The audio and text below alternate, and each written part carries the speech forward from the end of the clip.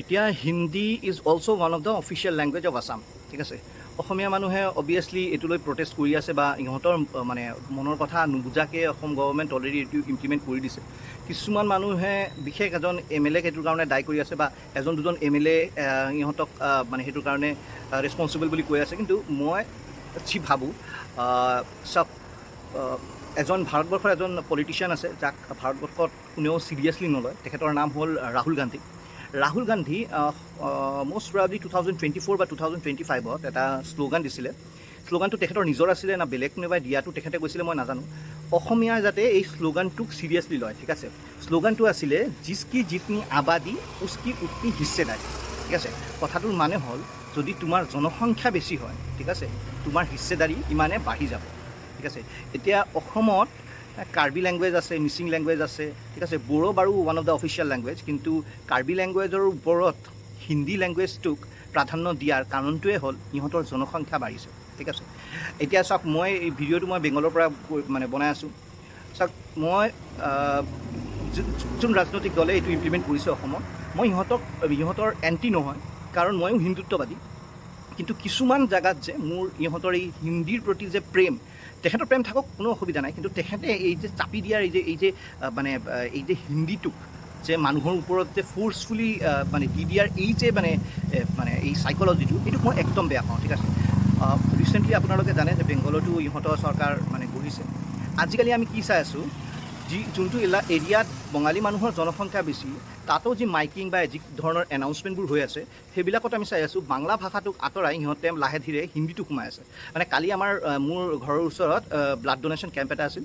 তাত আমি চাই আছোঁ, আচৰিত পাইছোঁ, তাত কিন্তু নন বেংগলী মানুহৰ জনসংখ্যা নাই বুলিয়ে ক'ব লাগে, কিন্তু তাত আমি চাই আছোঁ যে হিন্দীত ইহঁতে এনাউন্সমেণ্ট কৰি আছে, কিহৰ কাৰণে নাজানো, ঠিক আছে।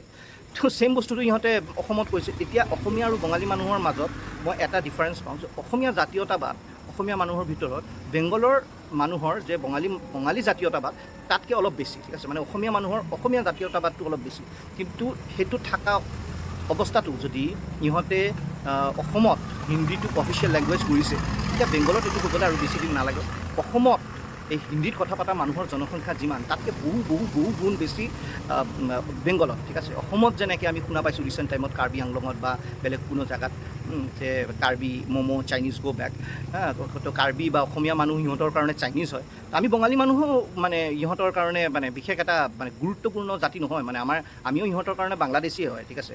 অকল ইণ্ডিয়ান বুলি ক'বলৈ গ'লে ইহঁতে হয় অকল ইণ্ডিয়ান, আমাৰ ইণ্ডিয়াননেছৰ কোনো দাম নাই। গতিকে যেতিয়ালৈকে আমি ইহঁতৰ ভাষাত কথা নাপাতোঁ, তেতিয়ালৈকে আমাৰ ইণ্ডিয়াননেছৰ কোনো দাম নাই। ইহঁতৰ বিপুল জনসংখ্যা আমাৰ ইয়াত আহি থাকিব, সেইটো মানে আমি অপ'জ কৰিব নোৱাৰোঁ। অপ'জ কৰিলে আমি ইণ্টাৰনেশ্যনেল হয়। তো সেইবিলাকৰ আৰু কৈ লাভ নাই। মানে যিমান ইহঁতৰ জনসংখ্যা বাঢ়ি থাকিব, ইমানে ইহঁতৰ এই উৎপাতটো বাঢ়ি থাকিব। চাওক, এইবিলাক মানে ক'লে মানুহে আমাক ক'ব তুমি এণ্টি হিন্দী নেকি, হিন্দী মে কিয়া দিক্কত है। চাওক, হিন্দী মে কোই দিক্কত নেই, ঠিক আছে।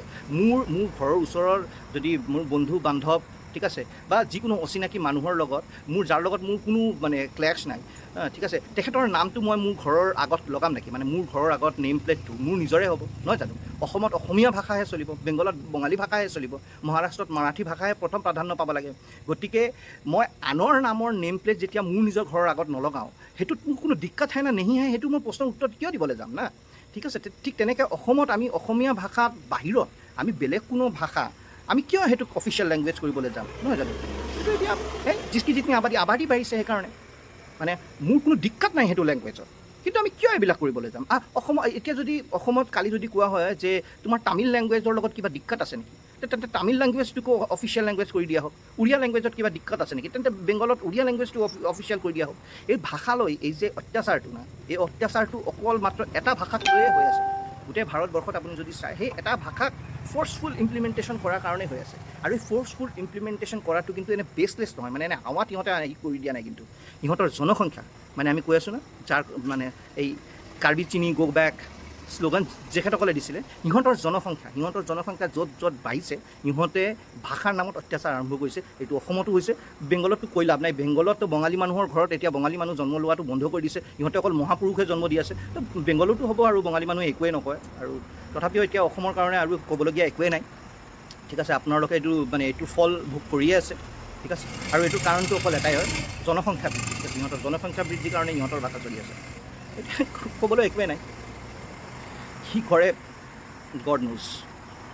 I do not have any resolution to it, but this is really very unfortunate. The forceful implementation of Hindi, we do not have any hate towards Hindi, but the forceful implementation of it as one of the official language of Assam, it is really unfortunate. Jai Ayahom, Bharat Mata Ki Jai.